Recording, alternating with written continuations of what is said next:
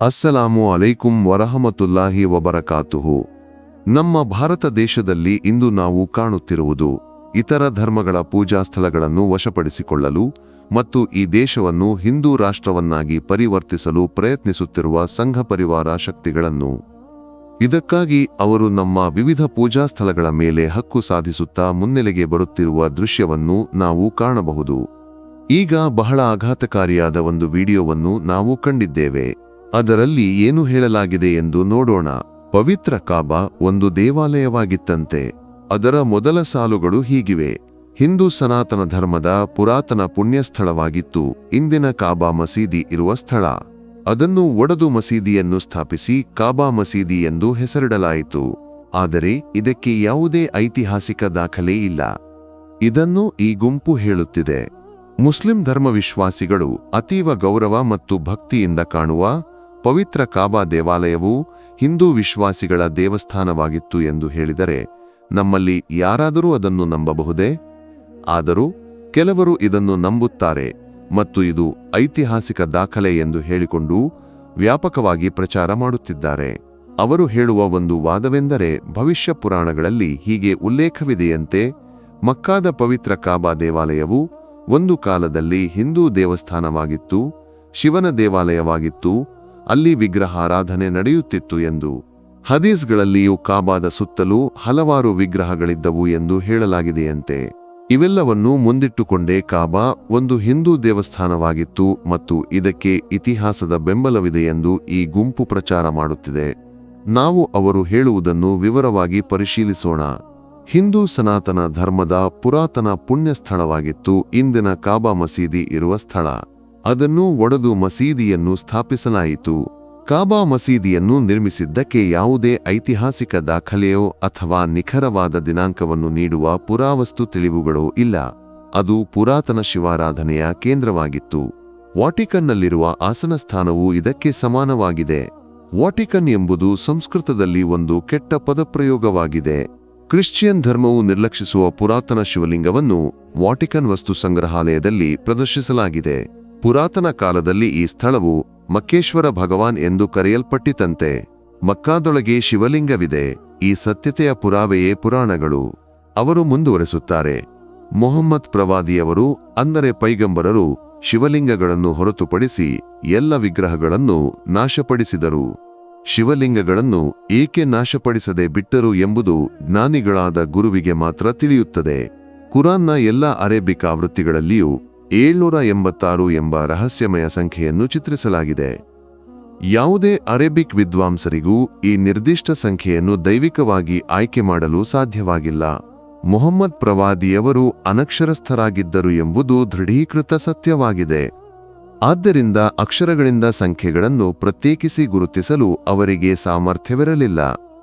ಈ ಮಾಂತ್ರಿಕ ಸಂಖ್ಯೆಯೂ ಬೇರೆ ಯಾವುದೂ ಅಲ್ಲ, ಸಂಸ್ಕೃತದ ಓಂ ಎಂಬ ವೇದಪವಿತ್ರ ಅಕ್ಷರವಾಗಿದೆ.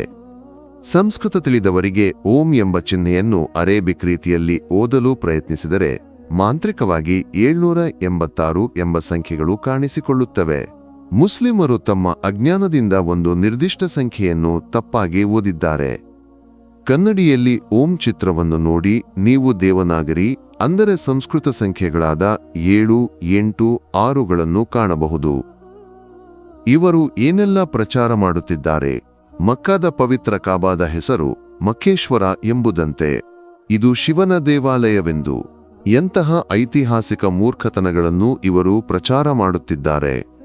ಐತಿಹಾಸಿಕವಾಗಿ ನಾವು ಇತಿಹಾಸವನ್ನು ಮಾತ್ರ ಪರಿಶೀಲಿಸಿದರೆ ಮಕ್ಕಾದ ಯಾವುದೇ ಸ್ಥಳದಲ್ಲಿ ಅಥವಾ ಮಕ್ಕಾದ ಯಾವುದೇ ಐತಿಹಾಸಿಕ ತಾಣಗಳಲ್ಲಿ ಹಿಂದೂ ಧರ್ಮದ ಅಥವಾ ಸನಾತನ ಧರ್ಮದ ಯಾವುದೇ ಚಿಹ್ನೆಗಳೂ ಇಲ್ಲ. ಇದರಲ್ಲಿ ಹೇಳಲಾದ ಮತ್ತೊಂದು ಮೂರ್ಖತನವನ್ನು ನೋಡಿ. 786 ಎಂಬ ಸಂಖ್ಯೆಯನ್ನು ಅರೇಬಿಯರಿಗೆ ತಿಳಿದಿಲ್ಲ. ಅದೆಲ್ಲವೂ ಸಂಖ್ಯಾಶಾಸ್ತ್ರವಂತೆ. ಅರೇಬಿಕ್ ಅಕ್ಷರಗಳಿಗೆ ಪ್ರತಿಯೊಂದಕ್ಕೂ ಸಂಖ್ಯಾಶಾಸ್ತ್ರದ ಮೌಲ್ಯವಿದೆ. ಅದರಂತೆ ಬಿಸ್ಮಿಲ್ಲಾಹಿ ರಹಮಾನಿ ರಹೀಂ ಎಂಬ ಅರೇಬಿಕ್ ವಾಕ್ಯದಲ್ಲಿನ ಅಕ್ಷರಗಳ ಸಂಖ್ಯಾಶಾಸ್ತ್ರದ ಮೌಲ್ಯವನ್ನು ಕೂಡಿದರೆ 786 ಸಿಗುತ್ತದೆ. ಪ್ರತಿಯೊಂದು ಅಕ್ಷರಕ್ಕೂ ಅಲಿಫ್, ಬಾ, ತಾ, ಸಾ ಇತ್ಯಾದಿಗಳಿಗೆ ಒಂದೊಂದು ಸಂಖ್ಯೆಯಿದೆ. ಹೀಗೆ ಬಿಸ್ಮಿಲ್ಲಾಹಿ ರಹಮಾನಿ ರಹೀಂ ಎಂಬ ವಾಕ್ಯದ ಅರೇಬಿಕ್ ಅಕ್ಷರಗಳನ್ನು ಕೂಡಿದರೆ ಸಿಗುವ ಒಟ್ಟು ಲೆಕ್ಕವೇ 786.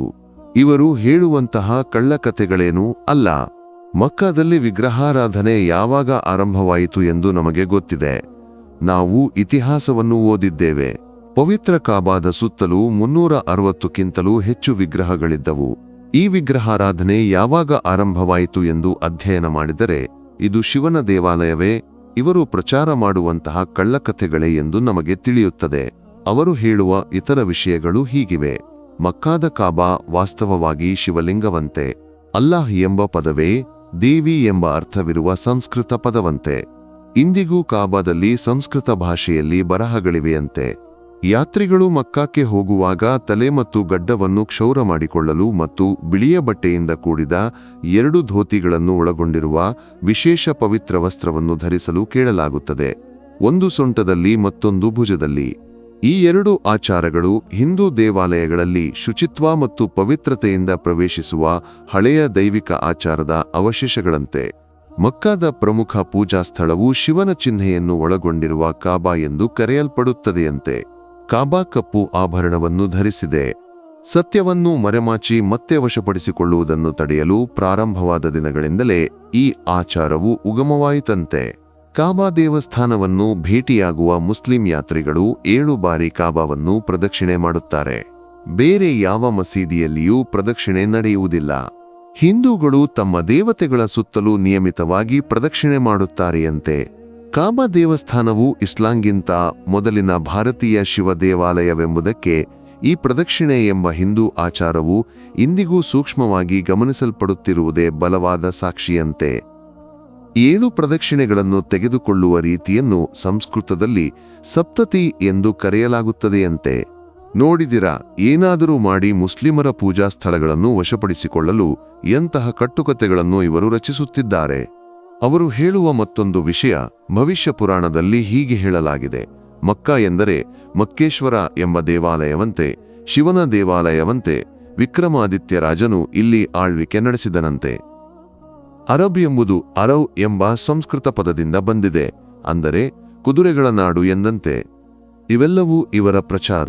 ಪದದ ಉಗಮವನ್ನು ನೋಡಿದರೆ ಅರೇಬಿಕ್ನಲ್ಲಿ ಇರುವ ಎಷ್ಟೋ ಪದಗಳನ್ನು ನಾವು ಕನ್ನಡದಲ್ಲಿ ಉಚ್ಚರಿಸುತ್ತೇವೆ. ಅವೆಲ್ಲವನ್ನೂ ಹೀಗೆ ನೋಡಿಯೇ ಇತಿಹಾಸವನ್ನು ಹೇಳುವುದೇ? ಇಂತಹ ಎಷ್ಟೋ ಮೂರ್ಖತನಗಳಿವೆ. ಇದರ ಉದ್ದೇಶವೇನೆಂದರೆ ಇಂತಹ ಪವಿತ್ರ ಸ್ಥಳಗಳು ತಮ್ಮದೆಂದು ಸ್ಥಾಪಿಸಿಕೊಂಡು ಈ ಜಗತ್ತನ್ನು ಸಂಪೂರ್ಣವಾಗಿ ಸನಾತನ ಧರ್ಮದ ಅಥವಾ ಹಿಂದೂ ಧರ್ಮದ ಕೆಳಗೆ ಇದೆ ಎಂದು ಮತ್ತು ಜಗತ್ತಿನ ಅತ್ಯಂತ ಪ್ರಬಲ ವಿಶ್ವಾಸವೂ ಇದೆ ಎಂಬ ಕಳ್ಳ ಪ್ರಚಾರವನ್ನು ನಡೆಸುವುದು. ಈಗ ಇದರ ಐತಿಹಾಸಿಕ ದಾಖಲೆಗಳನ್ನು ಪರಿಶೀಲಿಸಿದರೆ ಇದರಲ್ಲಿ ಹೇಳಲಾದ ಎಲ್ಲವೂ ಸುಳ್ಳು ಎಂದು ತಿಳಿಯುತ್ತದೆ. ನಾವು ಮೊದಲು ಗುರುತಿಸಬೇಕಾದದ್ದು ಕಾಬಾದ ಸುತ್ತಲೂ ವಿಗ್ರಹಾರಾಧನೆ ಯಾವಾಗ ಆರಂಭವಾಯಿತು ಎಂಬುದನ್ನು. ನಮಗೆ ಗೊತ್ತಿದೆಯಲ್ಲ, ಇಬ್ರಾಹಿಂ ಅಲೈಹಿಸ್ಸಲಾಂ ಎಂಬ ಪ್ರವಾದಿಯವರೇ ಪವಿತ್ರ ಕಾಬಾ ದೇವಾಲಯವನ್ನು ನಿರ್ಮಿಸಿದರು. ನಂತರ ದೇವದೂತರು ಇದರ ನಿರ್ಮಾಣದಲ್ಲಿ ಭಾಗಿಯಾದರು. ಆದರೆ ನೂಹ್ ಅಲೈಹಿಸ್ಸಲಾಂ ಪ್ರವಾದಿಯ ಕಾಲದಲ್ಲಿ ದೊಡ್ಡ ಪ್ರವಾಹವೊಂದು ಬಂದಾಗ ಅದು ಧ್ವಂಸವಾಯಿತು. ನಂತರ ಸುಮಾರು 5000–6000 ವರ್ಷಗಳ ಹಿಂದೆ ಇಬ್ರಾಹಿಂ ಅಲೈಹಿಸ್ಸಲಾಂ ಪ್ರವಾದಿಯವರೇ ಅದನ್ನು ಪುನರ್ನಿರ್ಮಿಸಿದರು. ಆ ಸಮಯದಲ್ಲಿ ಇಸ್ಮಾಯಿಲ್ ಅಲೈಹಿಸ್ಸಲಾಂ ಪ್ರವಾದಿಯವರು ಇದ್ದರು. ವರ್ಷಗಳು ಕಳೆದು ಕ್ರಿಸ್ತಶಕದ 4ನೇ ಅಥವಾ 5ನೇ ಶತಮಾನದಲ್ಲಿ ಮಕ್ಕಾದಲ್ಲಿ ವಿಗ್ರಹಾರಾಧನೆ ಆರಂಭವಾಯಿತು. ಇನ್ನೊಂದು ವಿಷಯ, ಕಾಬಾ ಒಂದು ಕಾಲದಲ್ಲಿ ಧ್ವಂಸವಾಗುವುದು ಖಚಿತ. ಅಂದರೆ ಕಿಯಾಮತ್ ಅಂತಿಮ ದಿನದಂದು ಪವಿತ್ರ ಕಾಬಾ ದೇವಾಲಯವು ಧ್ವಂಸವಾಗುತ್ತದೆ. ಯಾರ ಕೈಯಿಂದ ಎಂಬುದು ನಮಗೆ ಗೊತ್ತಿಲ್ಲ. ಆದರೆ ಅದು ಧ್ವಂಸವಾದ ನಂತರವೇ ಜಗತ್ತು ಕೊನೆಗೊಳ್ಳುತ್ತದೆ. ನಮ್ಮ ಇಂದಿನ ಸುತ್ತಮುತ್ತಲಿನ ಪರಿಸ್ಥಿತಿಯನ್ನು ನೋಡಿದರೆ ಏನಾದರೂ ಮಾಡಿ ಇತರ ಧರ್ಮಗಳ ಪೂಜಾ ಸ್ಥಳಗಳನ್ನು ವಶಪಡಿಸಿಕೊಳ್ಳಬೇಕೆಂಬ ಪ್ರಯತ್ನ ನಡೆಯುತ್ತಿದೆ. ಅದಕ್ಕಾಗಿ ಇಲ್ಲದ ಇತಿಹಾಸವನ್ನು ಸೃಷ್ಟಿಸಲಾಗುತ್ತಿದೆ. ಶಿವಲಿಂಗವಿದೆ ಎಂದು ಹೇಳಿ ಅದು ತಮ್ಮ ಭೂಮಿ ಎಂದು ಸಾಧಿಸಲು ಪ್ರಯತ್ನಿಸುವ ದೃಶ್ಯವನ್ನು ನಾವು ಕಾಣುತ್ತಿದ್ದೇವೆ. ಸಾಮುದಾಯಿಕತೆಯನ್ನು ಸೃಷ್ಟಿಸಿ ಈ ದೇಶವನ್ನು ಅಥವಾ ಜಗತ್ತನ್ನು ಸನಾತನ ಧರ್ಮಕ್ಕೆ ಕೊಂಡೊಯ್ಯುವುದೇ ಈ ಗುಂಪಿನ ಕೆಲಸ. ಅಲ್ಲಾಹು ಸುಬ್ಹಾನಹು ವ ತಆಲಾ ಸತ್ಯವನ್ನು ಅರಿತುಕೊಳ್ಳಲು ನಮ್ಮೆಲ್ಲರಿಗೂ ತೌಫೀಕ್ ಅನುಗ್ರಹ ನೀಡಲಿ. ಸಾಮುದಾಯಿಕವಾದಿಗಳಿಂದ ನಮ್ಮೆಲ್ಲರನ್ನೂ ಅಲ್ಲಾಹು ರಕ್ಷಿಸಲಿ, ಆಮೀನ್.